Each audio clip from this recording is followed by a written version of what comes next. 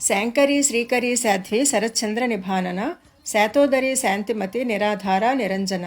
వివరణ: శంకరుని భార్య కావున శాంకరి అనగా పార్వతి. శ్రీకరి, శ్రీ అనగా సంపద కావున శ్రీకరి అనగా ఐశ్వర్యమునిచ్చు తల్లి. శ్రీకరుడు అనగా విష్ణువు, ఆయనకు సంబంధించిన స్త్రీ అనగా విష్ణుమాయ. అందువల్లనే విష్ణువు పార్వతీదేవికి సోదరుడవుతాడని పురాణములందు చెప్పబడినది.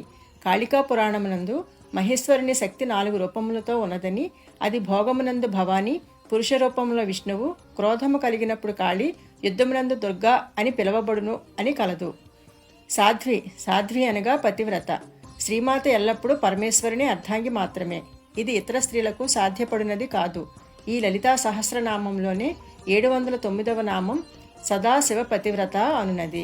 శరశ్చంద్ర నిభానన, శరత్కాలమునందలి పొన్నమి చందమామతో సమానమైన ముఖము కలది అని అర్థము.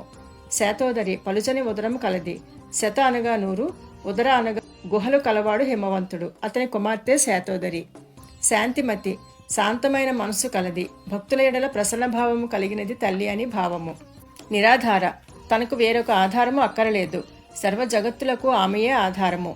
కేవలము జ్ఞానమునందు జ్ఞానస్వరూపమే పరమేశ్వరి కావున ఆత్మానుభూతిని పొందే వరకు చేయు పూజ నిరాధార పూజ.